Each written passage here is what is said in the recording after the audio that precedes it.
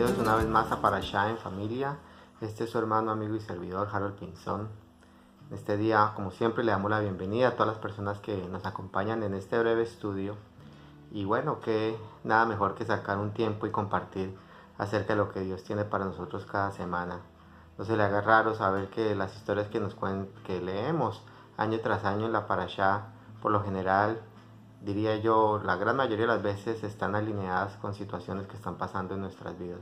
No solamente estamos nosotros leyendo esto, sino hay miles, si no millones de personas en el mundo al mismo tiempo, en la misma semana leyendo lo mismo. Y sabemos que hay una conexión especial de estos estudios con la presencia del Señor en nuestras vidas. Así que les invito a que estudien, a que lean, a que se preparen antes de los servicios.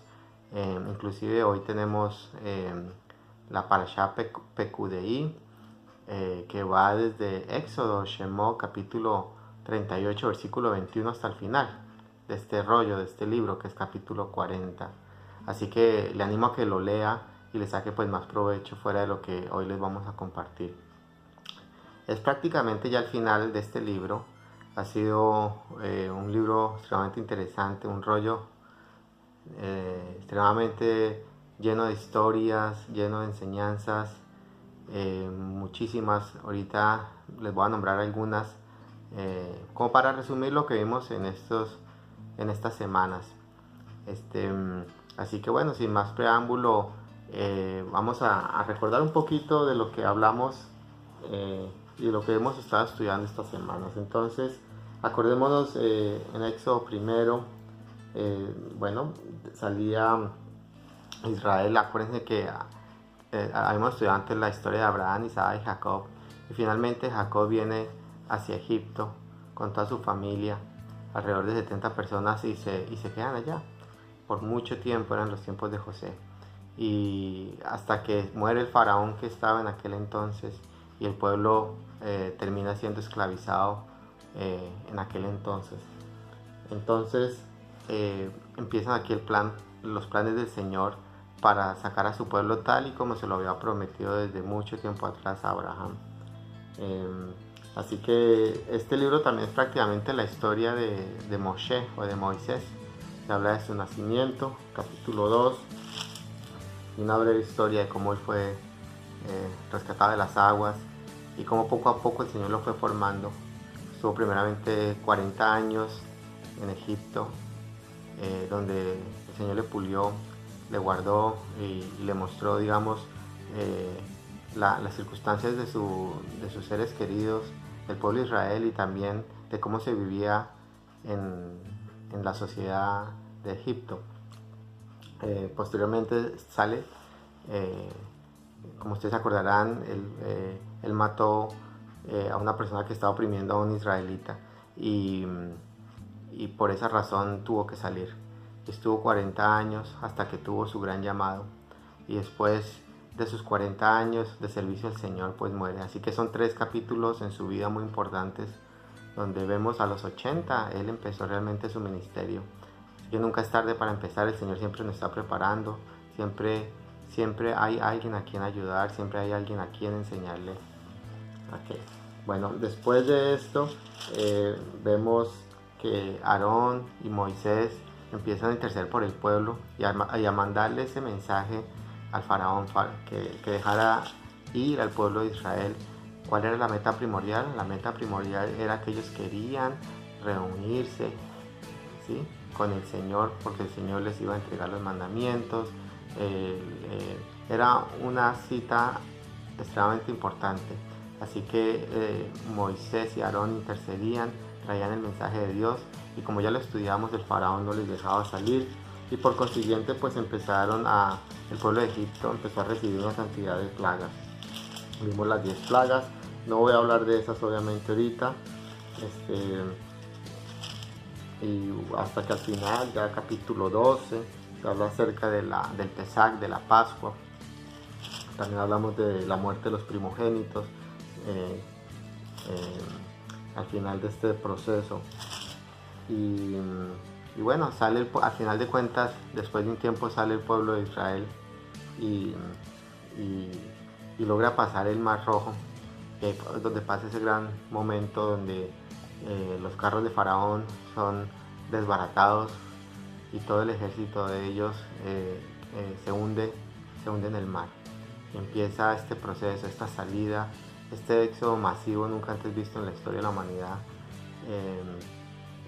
Un llamamiento del Señor y sacar un pueblo en esclavitud y mezclados, no estaban solamente en un lado, sino estaban mezclados entre todos los egipcios haciendo las cuestiones de trabajo, estaban esclavizados, y el Señor les saca de allá. Así que bueno, después de esto que vimos hay muchas cosas. El maná, ¿se acuerdan del maná? El pueblo tenía hambre, el Señor les dio su maná. También obviamente esto es un reflejo de nuestro Mesías Yeshua, el pan de vida. Después les sacó agua de la roca, tenían sed, les dio agua. Acordemos que estaban en un desierto, ¿no? Después más adelante, entre otras historias, ¿se acuerdan de Yetro? Cuando le aconseja a Moisés que tenía una carga muy grande y que era bueno que buscara jefes de millares, de centenas, etc. Y bueno, una vez que recibe el consejo y pasa un tiempo, se estacionan en el monte Sinaí, donde este iba a ser el lugar, como se dice en inglés, Ground Zero. Era el lugar, el epicentro donde se iban a entregar los 10 mandamientos y donde el Señor iba a renovar su pacto con el pueblo de Israel. Aquel pacto que ya le había dado a Abraham, ahora lo renovaba con el pueblo de Israel.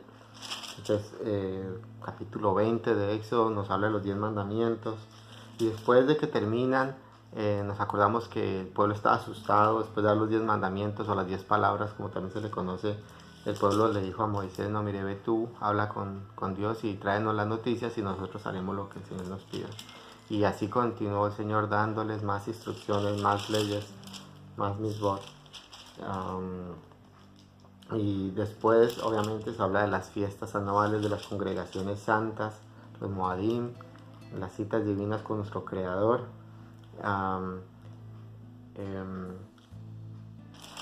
Bueno, ya en capítulo 25, más o menos hacia la mitad de Éxodo, se habló igualmente de las preparaciones para el tabernáculo.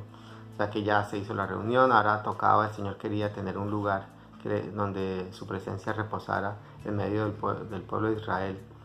Y empiezan todas estas instrucciones acerca de cómo construir este lugar de vivienda para el Señor, este lugar temporal.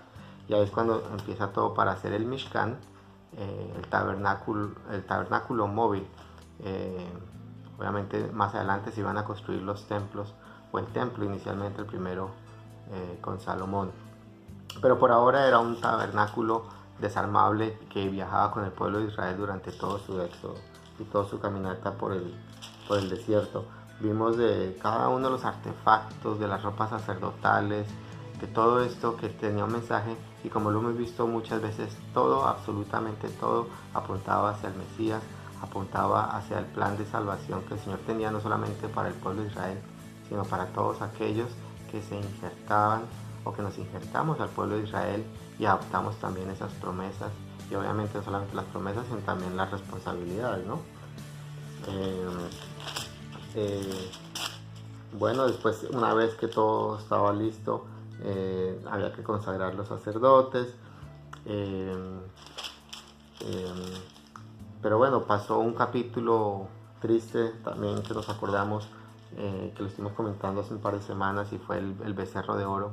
El pueblo se cansó de esperar a Moisés la primera vez que él subió al monte, mientras que el Señor, mientras que Abba le daba todas las instrucciones, y terminaron con deseos de adorar a Dios, y terminaron haciendo un becerro de oro.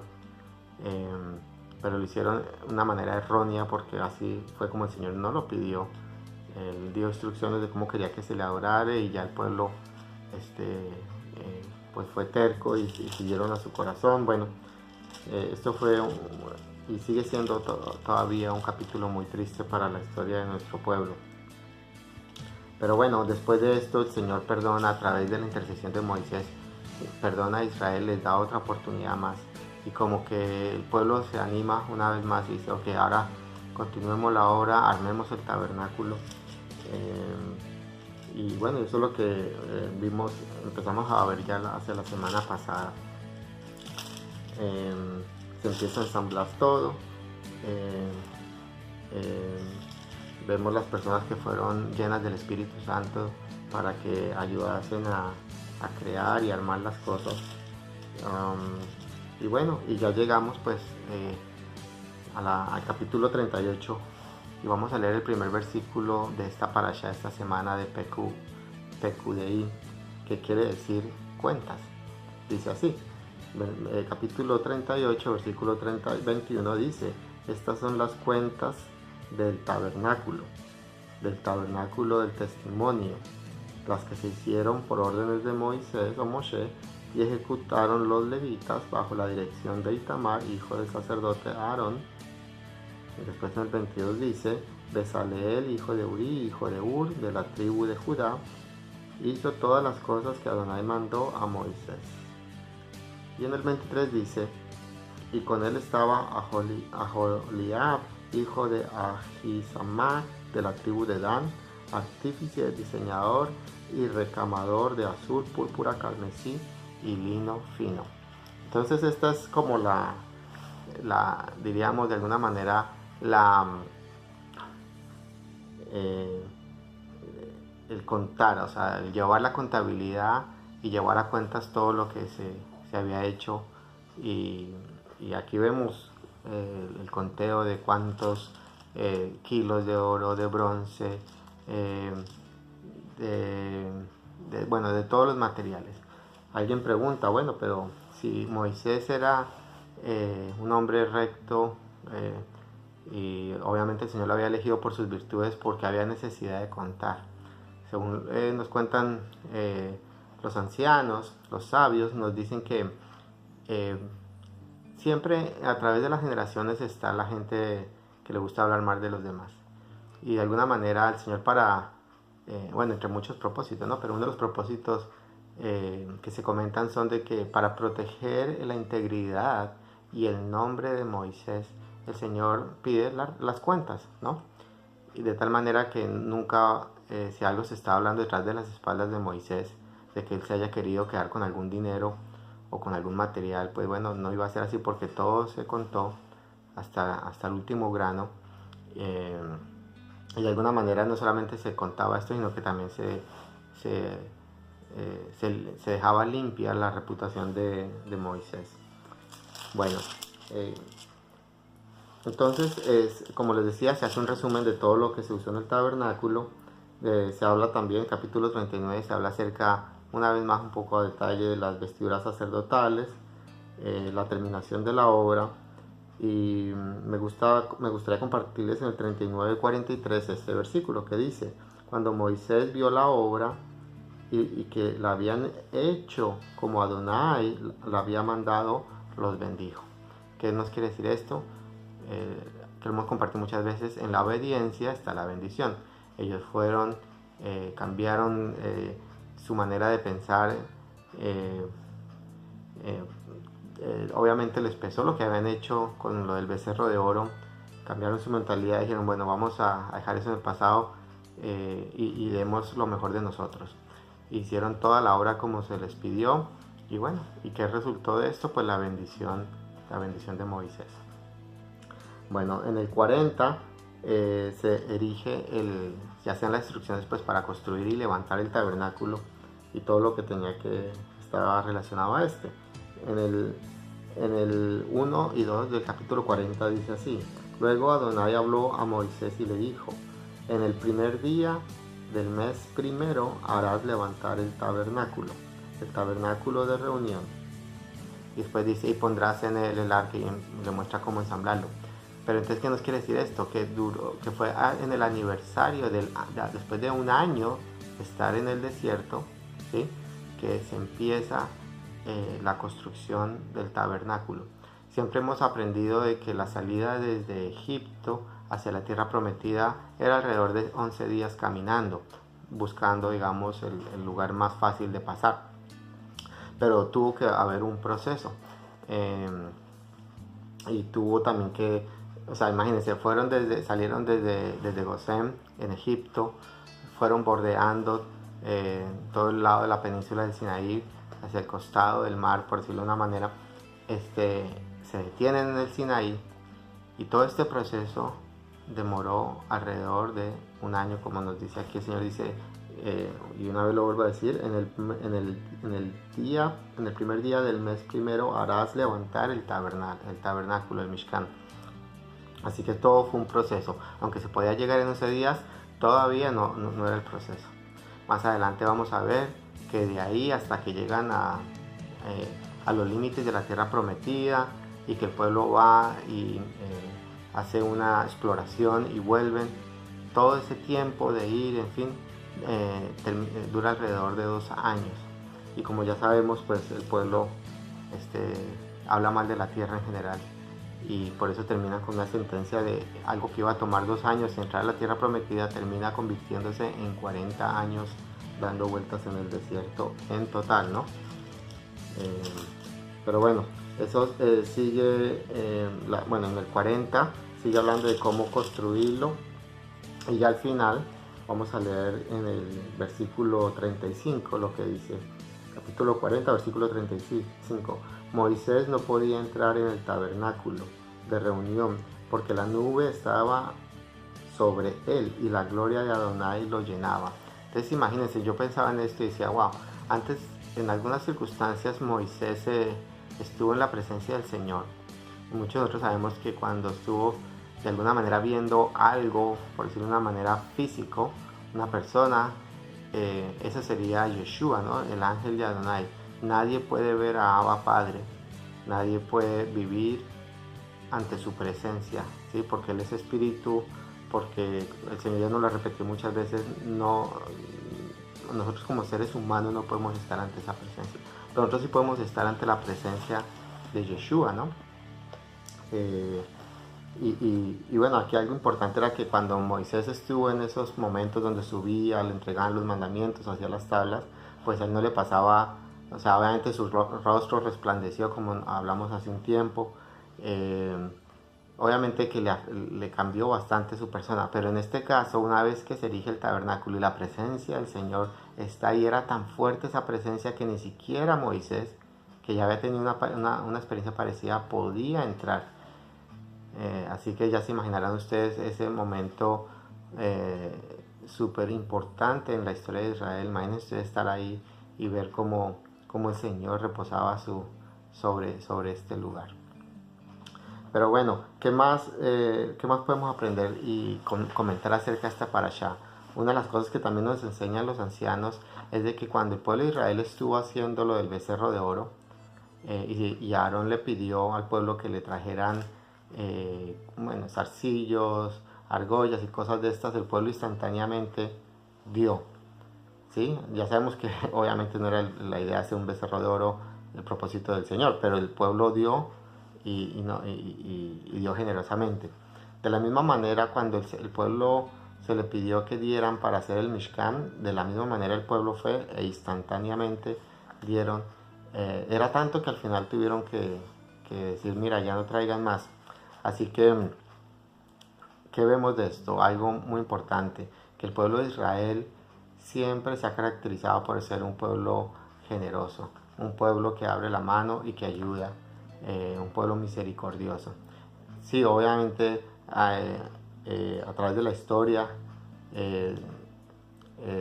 obviamente hemos visto episodios de terquedad, hemos visto episodios de idolatría, pero hay algo en los genes,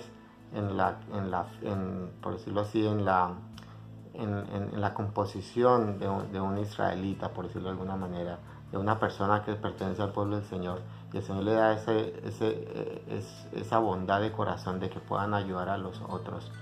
Así que es algo importante para rescatar, ¿no? Obviamente, así como cualquier persona, ellos tenían sus errores y obviamente tuvieron sus castigos por esto, pero siempre fue con amor, porque como nos dice el Señor, el padre que ama a su hijo lo reprende, no por diversión, sino porque quiere hacer de él o de ella una mejor persona. Así que bueno, esto es el estudio de esta semana, un resumen breve de lo que vimos en Éxodo. Y bueno, ya nos alistamos para Purim, nos alistamos para Pesach. Así que yo le invito a que lea una vez más esta parashá, capítulo 38, versículo 21 hasta el final, hasta el 40, que va a ser de bendición para usted y para sus vidas. Si te gustó este video, compártelo para que otras personas también pues se beneficien por el mensaje. Así que bueno, yo les bendigo y que tengan un feliz día de reposo, un feliz Shabbat en el nombre de Yeshua, y nos vemos hasta la próxima semana.